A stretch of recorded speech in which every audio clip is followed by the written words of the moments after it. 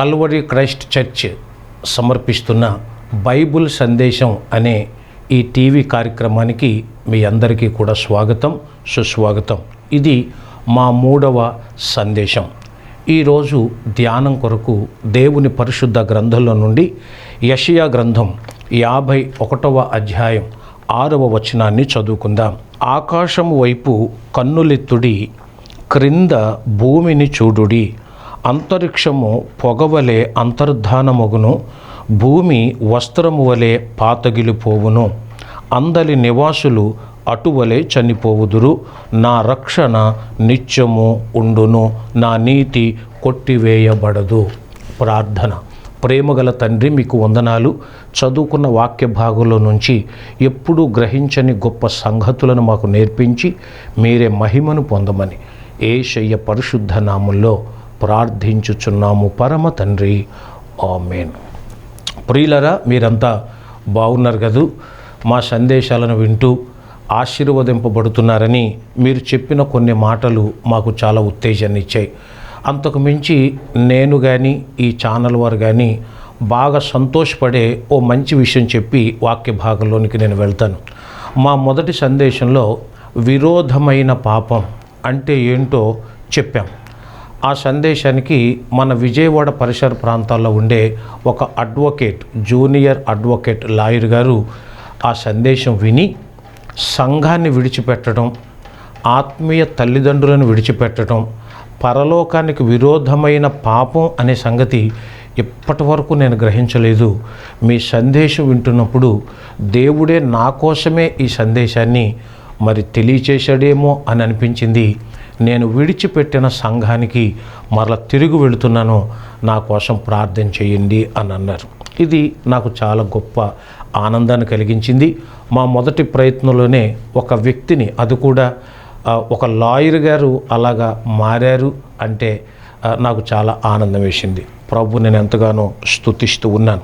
మనం చదువుకున్నటువంటి భాగంలో చాలా గొప్ప విషయాలు ఉన్నాయి. ఇది గనక మీరు జాగ్రత్తగా వింటే మనము ఏమి చూడాలో ఏమి చూడకూడదో చాలా గొప్ప సంగతులు మనందరం కూడా గ్రహిస్తాం. దేవాది దేవుడు యెషయా అనేటువంటి భక్తుని ద్వారా తెలియజేస్తున్న మాట. ఈ యెషయా గ్రంథాన్ని మినీ బైబుల్ అంటారు. ఎందుకో తెలుసా? బైబుల్ మొత్తం మీద 66 పుస్తకాలు ఉంటే ఈ యెషయా గ్రంథంలో 66 అధ్యాయాలు ఉంటాయి. బైబుల్ మొత్తం మీద క్రీస్తు జన్మ, జీవితం, మరణం, పునరుత్థానం, రెండవ రాకడ గురించి బైబిల్ అంతా తెలియచేస్తే ఒక యెషయా గ్రంథంలో ఇవన్నీ ఇమిడిపోయి ఉండటం చాలా గొప్ప మర్మం. అలాంటి ఈ గ్రంథంలో చదువుకున్నటువంటి ఒక భాగం దేవుడు చెబుతున్నాడు, ఆకాశం వైపు కన్నులెత్తి చూడండి, భూమిని చూడండి. అందుకని ఈరోజు నా పాఠానికి చూడుడి అనే నామకరణం చేశాను. ఏం చూడాలి? కొన్నిసార్లు చూస్తే తప్ప మనకు అర్థం కాదు.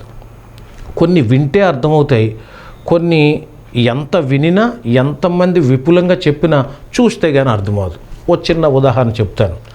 ఒకనొక టైంలో అమెరికా దేశం నుంచి ఒక తెల్ల దొరగారు మన ఇండియాకు వచ్చారట. ఇండియాలో అది కూడా మన ఆంధ్ర ప్రాంతం వచ్చారట. ఆంధ్ర ప్రాంతంలో పెళ్ళిళ్ళకు, పేరంటాలకు బూరెలు ఫేమస్ అనమాట మనకి కదా. ఆ బూరె తినమని అతడికి వడ్డిస్తే ఆ బూరెలో ఉన్న పూర్ణం అంటారు కదా కొంతమంది, ఆ పూర్ణం ఎలాగెళ్ళిందో అతడికి అనుమానం వచ్చింది. బుర్రంతా గోకేసుకుంటున్నాడు. ఎలాగో అడుగుతుంటే వాళ్ళు ఏదేదో చెప్తున్నారు కానీ అతడికి సరిగా అర్థం కావట్లేదు. అప్పుడు చదువు లేని ఒక ముసలావిడ పరిగెత్తుకుంటూ వచ్చి, ఇదిగో తెల్లైనా, ఇదిగో ఇలాగ చూడు అని పిండి కలిపి ఆ పూర్ణాన్ని ఆ పిండిలో వేసి ఆ ముద్ద తీసి నూనెలో వేసి, దేవి ఇదిగో ఇప్పుడు తెరిచి చూడు అని చెప్పిందట. వావ్, ఆశ్చర్యపోయాడు. చూస్తే అతనికి అర్థమైంది. కాబట్టి కొన్ని విషయాలు చూస్తే తప్ప అర్థం కాదు. దేవుడు రాబోయే సంభవాలను ప్రకృతిని చూసి చెప్తున్నాడు. మీరు జాగ్రత్తగా వింటున్నారు కదూ.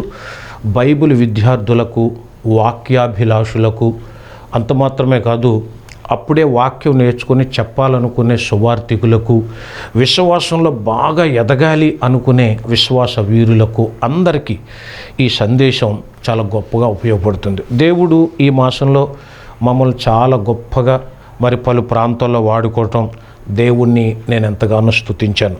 3వ తారీఖు ఫిబ్రవరి నెలలో నల్లమోతు వంశీ లావణ్య వాళ్ళ కుమారుడు నిషి జాయ్ యొక్క అన్నప్రాసన వేడుక చాలా అట్టహాసంగా జరిగింది. దేవుని యొక్క వాక్యాన్ని ప్రకటించినప్పుడు చాలామంది స్పందించి దేవుని యొక్క నామాన్ని మహింపరిచారు. అలాగే 9వ తారీఖు 2వ నెల 25వ సంవత్సరంలో, అంటే ఈ నెలలోనే కల్వరి కృపా ప్రార్థనా మందిరం అజిత్ సింగ్ నగర్ విజయవాడలో 11వ సంవత్సరపు వార్షికోత్సవ వేడుక చాలా అద్భుతంగా జరిగింది. పాస్టర్ జాన్ పాల్ అయ్య గారు 10 ఏళ్లుగా ఎంతో శ్రమలు కూర్చి కష్టపడి మరి ఆ సంఘాన్ని నడిపిస్తున్న విధానం నన్ను చాలా ఆశ్చర్యానికి గురి చేసింది. అక్కడ దేవుని వాక్యాన్ని ప్రకటించే భాగ్యం ప్రభు మాకు అనుగ్రహించారు. అలాగే 11వ తారీఖు, అంటే ఈ నెల 11వ తారీఖులో మరి మేము స్థాపించినటువంటి కల్వరి క్రైస్ట్ చర్చ్ మొదటి వార్షికోత్సవ వేడుక అంగరంగ వైభవంగా జరిగింది. ఎంతోమంది ప్రజలు మరి పోటెత్తడం, అంత మాత్రమే కాదు, ఆర్వైకే ఫెలోషిప్కి చెందిన 20 మంది దైవజనులు అక్కడికి వచ్చి అందరూ వేదిక మీద ఉండి ఆరాధన చేయటంతో దేవుని యొక్క మందిరం దేవుని మహిమతో నిండింది అని చెప్పడంలో అతిశయోక్తి లేదు. ఆ తర్వాత 12వ తారీఖు బేతేలు ప్రార్థనా మందిరం వారు, అంటే యనమల కుదురు విజయవాడ వారు reverend P Prasanna Kumar David గారు ఏర్పాటు చేసిన ఉపవాస ప్రార్థనలో కూడా దేవుని యొక్క వాక్యాన్ని ప్రకటించుటకు దేవుడు మాకెంతో సహాయం చేశారు. ఈ నెల 13వ తారీఖు మరి యెహోవా షమ్మా ప్రార్థనా సహవాసం వారు రెవరెండ్ నందెపు సందీప్ గారు 14వ వార్షిక కృతజ్ఞత కూడిక బహిరంగంగా ఏర్పాటు చేశారు. అజిత్ సింగ్ నగర్లో రోడ్డంతా కూడా మరి జనములతో నిండిపోయి ఆ రోజు ఎంతోమంది భక్తులు దేవుని యొక్క వాక్యమునకు పరవశించడం, అంత మాత్రమే కాదు, గుండె నిండా యేసు ఉంటే కన్నీళ్ళే ముత్యాలు అనే పాట అక్కడ లైవ్లో మేమందరం పాడుతుంటే పరలోక మహిమను మేము కళ్ళారా చూడగలిగాం. ఇలాగ దేవుడు మమ్మల్ని నడిపిస్తున్న విధానాన్ని బట్టి, మీ అందరి ప్రార్థనలు బట్టి దేవుణ్ణి మేము ఎంతగానో స్తుతిస్తూ ఉన్నాం. ఈ సందేశాలు మీకు బాగా ఉపయోగపడాలని ఇంత శ్రమ కూర్చి మేము రూపొందించాం, విశ్వాసంలో ఉజ్జీవింప చేయటానికి. ఈరోజు చూడండి, ఒక అద్భుతమైన మాట మనం నేర్చుకుంటున్నాం. చూడుడి, ఆకాశాన్ని చూడమన్నాడు, భూమిని చూడమన్నాడు, త్వరలో జరగబోవు సంభవాలను సంగతులను నేర్పించాలనుకున్నాడు. ఆయన కుమారుడైనటువంటి యేసు ప్రభువారు 2024 సంవత్సరాల క్రితం భూమి మీదకి వచ్చి 3 దృశ్యాలు చూపించాడు, 3 విషయాలు చూపించాడు. 3 విషయాలు చూపించి వాటి ద్వారా తన ఉనికిని, దాని ద్వారా మనందరం నేర్చుకోవలసిన గొప్ప పాఠాలు నేర్పాడు. ఏంటో తెలుసా? ఆసక్తిగా ఉంటే మీరు బైబిల్లో తెరవాలి. మత్తయి సువార్త 6వ అధ్యాయం 26వ వచనంలో మొట్టమొదటిగా ప్రభు చెప్పారు, ఆకాశ పక్షులను చూడుడి, అవి విత్తవు, కోయవు, కొట్లలో కూర్చుకొనవు, అయినను మీ పరలోకపు తండ్రి వాటిని పోషించుచున్నాడు, మీరు వాటికంటే బహుశ్రేష్ఠులు కారా. భూమి మీద 11,000 రకాల పక్షి జాతులు ఉన్నాయట. ఏ పక్షి కూడా పంట కొయ్యదు, విత్తనం వెయ్యదు, పొలం దున్నదు, ఇలాంటి సాగు ఏమి చెయ్యదు. కానీ పరమ తండ్రి వాటిని పోషిస్తున్నాడు. ఆకాశ పక్షిని చూసి ఏమి నేర్చుకోవాలి అంటే, అవి దేవుని మీద ఆధారపడటం ఈరోజు మనిషి నేర్చుకోవాలి. మనిషి పక్షి కంటే శ్రేష్ఠుడే, కానీ పక్షిలాగా దేవుని మీద ఆధారపడటం లేదు. ప్రతి పక్షులు కూడా తమ తమ గోళ్లలో నుండి తెల్లవారుజామున తొలి కిరణం భూమి మీద పడకముందే అవి నిద్ర లేచి గూటిలో నుంచి బయటకు వచ్చి రెక్కలు చాపి టపటపలాడిస్తూ కుహు కుహు రాగాలతో దేవుని స్తుతిస్తాయి. అంటే మీరు నమ్ముతారా? గువ్వలన్నీ కలిసి గుంపుగా ఎగురుతూ దేవుణ్ణి మహిమపరుస్తాయి. ఏనాటి కీడు ఆనాటికి చాలు అన్నట్టు. ఈరోజు భోజనాన్ని సిద్ధం చేయి దేవా అని దేవుణ్ణి అడుగుతాయట. ఎందుకంటే లూకా సువార్త 12వ అధ్యాయం 24వ వచనం, కాకుల సంగతి విచారించి చూడుడి, అవి విత్తవు, కోయవు, వాటికి గరిసె లేదు, కొట్టు లేదు, అయినను దేవుడు వాటిని పోషించుచున్నాడు. మీరు పక్షుల కంటే బహుశ్రేష్ఠులు, ఎంతో శ్రేష్ఠులు అనే మాట ఇక్కడ రాశారు. అంటే భూమి మీద ఉన్న పక్షి జాతులన్నీ కూడా దేవుని వైపే చూస్తాయట. పర్వతములలో పశువులకు గడ్డిని మొలిపించినటువంటి దేవుడు. 104వ కీర్తన 21వ వచనంలో కూడా సింహపు పిల్లలు వేట కొరకు గర్జించుచున్నాయి, తమ ఆహారమును దేవుని చేతిలో నుండి తీసుకొన జూచుచున్నవి అనే మాట అక్కడ రాశాడు. బలం ఎంతున్నా, కష్టం ఎంతున్నా, పరిస్థితి ఏమైనా పోషించేవాడు మాత్రం దేవుడే. ఎందుకు యేసయ్య ఈ మాట చెప్పవలసి వచ్చింది అంటే, ఆ రోజుల్లో యేసు ప్రభు వెంట ఉన్నటువంటి శిష్యులు కళ్ళారా ఒక విషయం చూశారు. 5 రొట్టెలు 2 చిన్న చేపలు 5,000 మందికి పంచడం. బాగుంది, చాలా బాగుంది, చాలా ఆనందించారు. ఆ తర్వాత కొన్నిసార్లు ఆకలికి అలమటించారు కూడా, కొన్నిసార్లు దాహానికి పరితపించారు కూడా. ఈ ఆకలికి దాహానికి పరితపించిన వాళ్ళు తమ పోషణ కొరకు ఉద్యోగాలకో, వ్యాపారాలకో, కూలి పనులకో, తోటల్లో పనులకో వెళ్ళేవారట.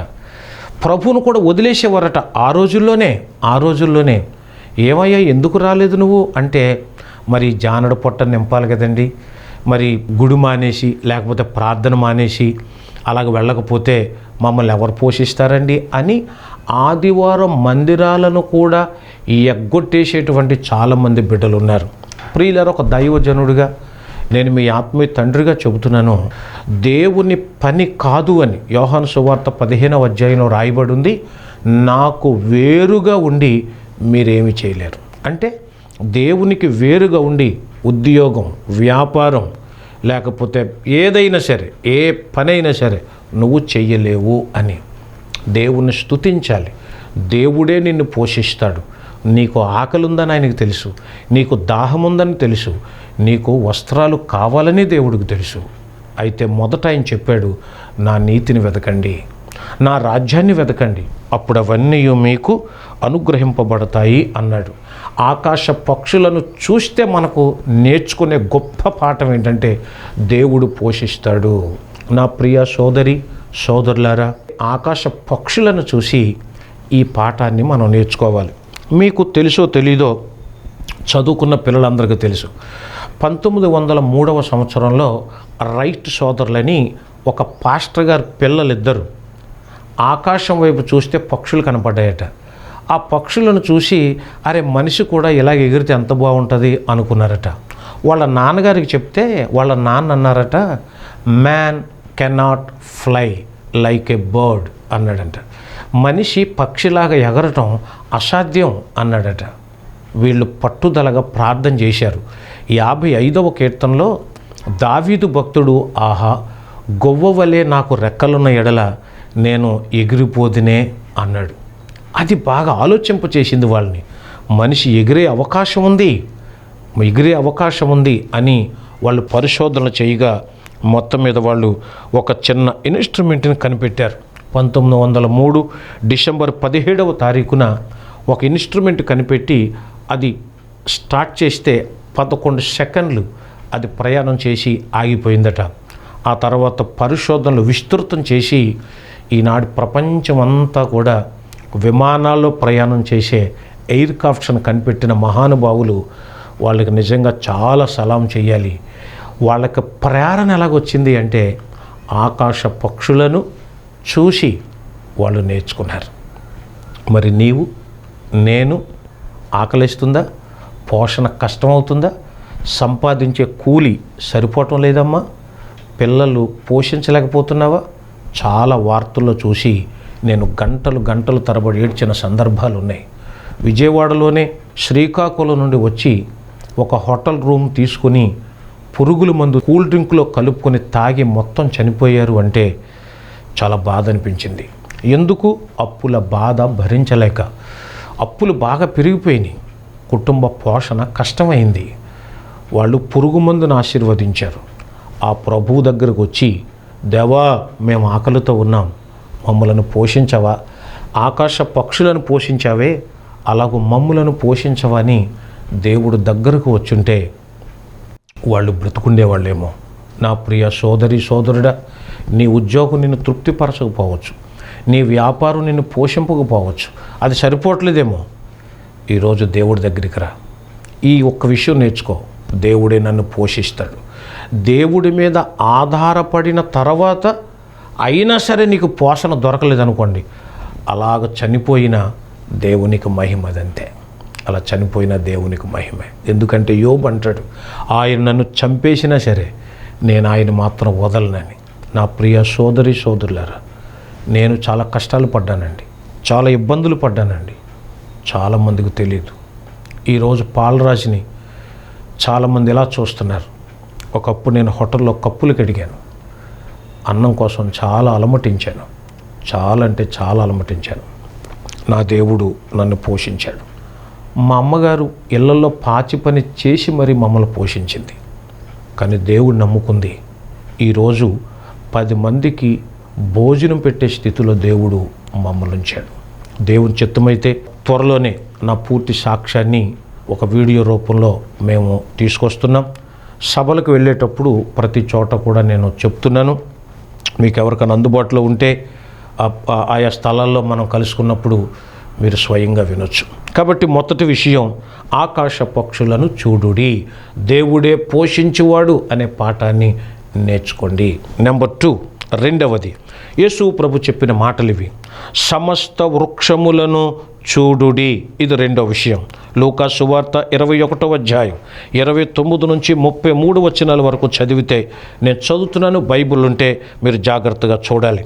మరియు ఆయన వారితో ఈ ఉపమానము చెప్పెను, అంజూరపు వృక్షమును సమస్త వృక్షములను చూడుడి, అవి చిగురించుట చూచి వసంతకాలం అప్పుడే సమీపమాయను, మీ అంతట మీరే తెలుసుకొందురు కదా. అటువలే మీరు ఈ సంగతులు జరుగుట చూచినప్పుడు దేవుని రాజ్యము సమీపమాయనని తెలుసుకొనుడి. అవన్నీ జరుగు వరకు ఈ తరము గతింపదని నిశ్చయముగా మీతో చెప్పుచున్నాను. ఆకాశమును భూమియు గతించును గాని నా మాటలు ఏమాత్రమును గతింపవు. చూశారా, సమస్త వృక్షములను చూడండి అన్నాడు. ఏం చూడాలి వృక్షాలను మనం అంటే, వృక్షాలను చూసినప్పుడు చాలా పెద్దగా ఎదుగుతాయి, చెట్టు నిండా ఆకులు ఉంటాయి, కాయలు ఉంటాయి, ఫలాలు ఉంటాయి, పుష్పాలు ఉంటాయి. క్రమంగా ఒక కాలానికి వచ్చేసరికి ఆకులు రాలిపోతాయి, చెట్టు మూడవుద్ది, బోసి అవుద్ది. బోడి అంటారు బైబిల్ భాషలో, బోడి చేయబడుట అంటారు. ఆకుల రాల్చిన చెట్టును చూస్తే అయ్యో పాపం అంటారేమో వసంతకాలాన్ని తెలియని వ్యక్తులు, వసంతకాలము గూర్చిన అవగాహన లేని వాళ్ళు అలాగంటారేమో. కానీ ఒక చెట్టు పూర్తిగా రిక్తుగా అయిపోవటం అంటే ఏమీ లేకుండా అయిపోతే మనందరికి ఒకటి గుర్తుకొస్తుంది. ఇదే ప్రభు చెప్పారు, వసంతకాలం అప్పుడే స్టార్ట్ అవుతుందని మీరు గుర్తుపట్టాలి. అలాగే నేను చెప్పాను, అప్పుడప్పుడు కరువులు వస్తాయని, భూకంపాలు వస్తాయని, ఆకాశంలోని భయోత్పాతాలు చాలా జరుగుతాయని, అలాగే చాలా హింసలు చెలరేగుతాయని, కుటుంబాల్లో అల్లకొల్లాలు మొదలవుతాయని, ఇలాంటి చాలా ప్రభు చెప్పాడు. అందుకని ఎటు చూసినా కరువులు, కాటకాలు, ఇబ్బందులు, యుద్ధాలు, రకరకాల పరిస్థితులు జరుగుతున్నాయి. చూడండి, ఆస్తి కోసం తండ్రిని చంపేసిన వాళ్ళు, అమ్మ పెన్షన్ కోసం ఆమెను చంపేసిన వాళ్ళు, ఇలా రకరకాల వదంతులు మనం వింటున్నాం. ఒకే ఇంటిలో ఉంటున్నారు, ఒకే కప్పు కింద జీవిస్తున్నారు, సమాధానం లేదు, నెమ్మది లేదు. ఇదంతా రాకడకు సూచనలు. వృక్షములను చూపించి దేవుడు నేర్పిస్తున్నాడు, యేసయ్య త్వరలో రాబోతున్నాడు, యేసయ్య త్వరలో రాబోతున్నాడు, ఆయన రాకడ గుర్తులు అన్నీ జరుగుతున్నాయి. అదిగో అంజూరము చిగురించింది చూడు. యేసు రాకడ గుర్తుపట్టండి. రాకడ కోసం సిద్ధపడే రోజుల్లో మనం ఉన్నాం. ఇంకా పసిపిల్లలం కాదు, క్రైస్తవ్యం వ్యాపించింది. యేసు ప్రభువారి వార్త ప్రపంచమంతా చాటి చెబుతున్నాం. అందుకే మేము ఈ కార్యక్రమాలు ప్రసారం చేస్తున్నాం. నా ప్రియ స్నేహితులారా, నా ప్రియ సోదరి సోదరులారా, వృక్షములను చూసి ఏమి నేర్చుకోవాలయ్యా? యేసయ్య రాకడ నేర్చుకోవాలి. వసంతకాలం వచ్చినట్టే ప్రభు కూడా రాబోతున్నారు. అక్కడక్కడ సూచనలు జరుగుతున్నాయి, కరువులు, భూకంపాలు, రాజ్యం మీదకు రాజ్యం రావటం, మన కుటుంబాల పరిస్థితులను చూస్తే ఇబ్బంది కలుగుతుంది. ఇది రెండవది వృక్షములను చూడాలని. మూడవది యేసు ప్రభువారు స్వయంగా చెప్పినటువంటి మాట, నా చేతులను పాదములను చూడుడి. ఈ మాట బైబిల్ గ్రంథంలో లూకా సువార్త 24వ అధ్యాయం 39వ వచనంలో ఇలా రాయబడి ఉంది, నేనే ఆయనను అనుటకు నా చేతులను నా పాదములను చూడుడి, నన్ను పట్టి చూడుడి, నాకున్నట్టుగా మీరు చూచుచున్న ఎముకలను మాంసమును భూతమునకుండవని చెప్పి, ఇప్పుడు 40వ వచనం, తన చేతులను పాదములను వారికి చూపెను. దేవుని నామానికి స్తోత్రం. యేసు ప్రభు 33.5 సంవత్సరాలు జీవించారు.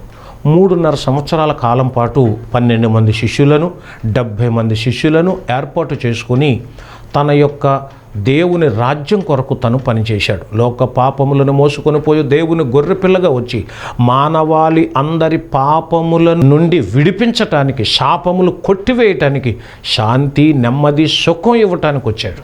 మీకోసం చనిపోతానన్నాడు, అలాగే చనిపోయాడు. సమాధి చేయబడతానన్నాడు, సమాధి చేయబడ్డాడు. తిరిగి లేచిన తర్వాత చాలామంది నమ్మలేదు. యేసు ప్రభువారు ఒక గదిలోకి వెళ్ళినప్పుడు అంతకుముందు సంభాషణ జరిగింది శిష్యుల మధ్యలో. అరే, ప్రభు లేస్తాను, నిజంగా లేస్తాడంటావా? అలా జరిగిన దాఖలాలు ఎక్కడా లేవు. చనిపోయేవాళ్ళు చనిపోవటమే తప్ప ఆయన ఉన్నప్పుడు లాజరును లేపాడు, కానీ ఇప్పుడు ఆయనే లేడు, అసలు ఆయన ఎవరు లేపుతారు అనుకున్నారు. తోమ ఒక అడుగు ముందుకేసి అన్నాడు, ఇదిగో మీరు ఒకవేళ ఎలా నమ్ముతారో నాకు తెలియదు, నేనైతే ఆయన గాయములలో వేలు పెట్టి చూస్తే తప్ప నేను నమ్మను అన్నాడు. తలుపులు మూసే ఉన్నాయి. ప్రభు అలాగ ప్రత్యక్షమై, తోమా, ఇదిగో నా చేతులు నా గాయాలు చూడండి, నేను తిరిగి లేచాను అని చెప్పాడు. యోహాను సువార్త 20వ అధ్యాయం 27వ వచనం, నీ వ్రేలు ఇటు చాచి నా చేతులు చూడుము, నీ చెయ్యి చాచి నా ప్రక్కలో ఉంచి అవిశ్వాసివి కాక విశ్వాసివయుండుము అనెను. ఆ గాయములు చూసిన అతను బాధపడ్డాడు. ఓ నా దేవా, నా దేవా, నా దేవా, తప్పు చేశాను, క్షమించన్న భావన కలిగేటట్టు ఏడ్చాడు. యెషయా గ్రంథం 53వ అధ్యాయం 5వ వచనంలో చెప్పినట్లుగా అతడు పొందిన గాయముల ద్వారా మనకు స్వస్థత కలుగుతుంది, స్వస్థత కలుగుతుంది. ఈరోజు యేసయ్య దగ్గరకు వచ్చిన ప్రతి వారికి స్వస్థత, విడుదల, ఆశీర్వాదం అన్ని దేవుడు కలిగిస్తున్నాడు. కాబట్టి నిజమైన దేవుడు అని తెలియచేయటానికి ప్రభు అన్నాడు, తన యొక్క సార్వభౌమాధికారాన్ని, మరణం మీద తను జయించాడు అని తెలియచేయటానికి అతడు తన గాయములను చూపించాడు. నా ప్రియ స్నేహితులారా, మీరందరూ యేసయ్య గాయాలను చూశారా? ఆ గాయములలో నీకు స్వస్థత ఉంది. ఈ మూడో విషయాన్ని ప్రభు మనకు నేర్పించి నిజమైన దేవుడని తెలియచేశాడు. కాబట్టి ఈ 3 విషయాలు జాగ్రత్తగా అర్థం చేసుకొని మీరందరూ కూడా దేవునిలో బలపడాలి. 1, ఆకాశ పక్షులను చూడాలి. చూసి దేవుడే పోషిస్తాడు అనుకో. నీకు జీతం సరిపోవట్లేదు, పిల్లల్ని చదివించుకోలేకపోతున్నావు, రోగాలకు డబ్బులు పెట్టలేకపోతున్నారు, ఆసుపత్రికి ఖర్చు అయిపోతుంది, పోషిస్తాడమ్మా. పక్షిని చూసి పాట నేర్చుకో. 2, సమస్త వృక్షములను చూసి యేసయ్య త్వరగా వస్తున్నాడని గుర్తుపట్టండి. 3, ఆయన గాయములను చూసి ప్రభు నిజముగా తిరిగి లేచాడని నమ్మండి. ఇప్పుడు నేను మీ అందరి కోసం ప్రార్థన చేస్తాను.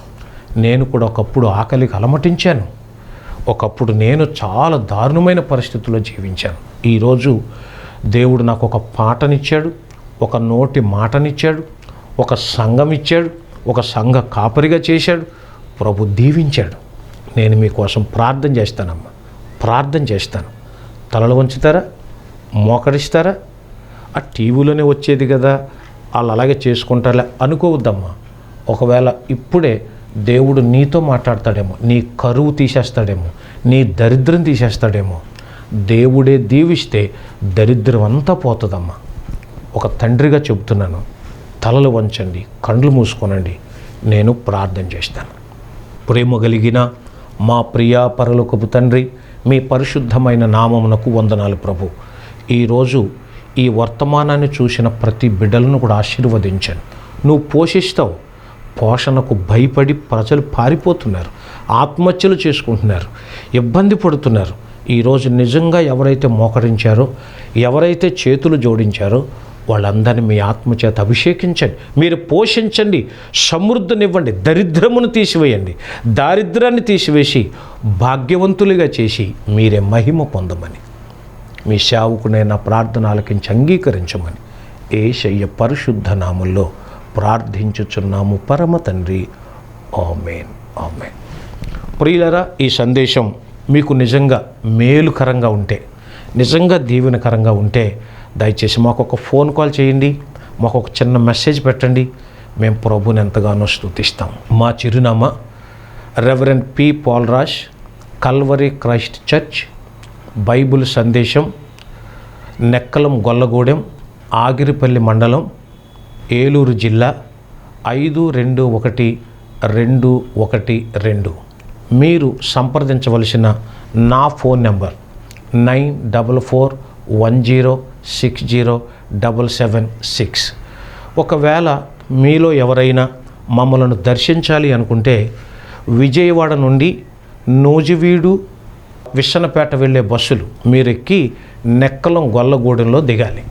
ఓకేనా? దిగిన వెంటనే మాకు ఫోన్ చేస్తే మా బోర్డు కనిపిస్తుంది, మీరు దర్శించవచ్చు. ఒకవేళ అటు నుంచి వచ్చేవాళ్ళైనా సరే 308 నెంబర్ బస్సు ఎక్కి మా దగ్గర దిగొచ్చు, మమ్మల్ని దర్శించండి. ఈ బీద సేవకుడిని మీరు కూడా ఆదరించండి. ఈ కార్యక్రమాలు నిరాటంకంగా కొనసాగడానికి ఏదో ఒక రూపంలో మీరు సహాయం చేస్తారని ఆశిస్తూ దేవుడు మిమ్మలను దీవించాలని కోరుతున్నాం. May God bless you. దేవుడు మిమ్మల్ని దీవించును గాక.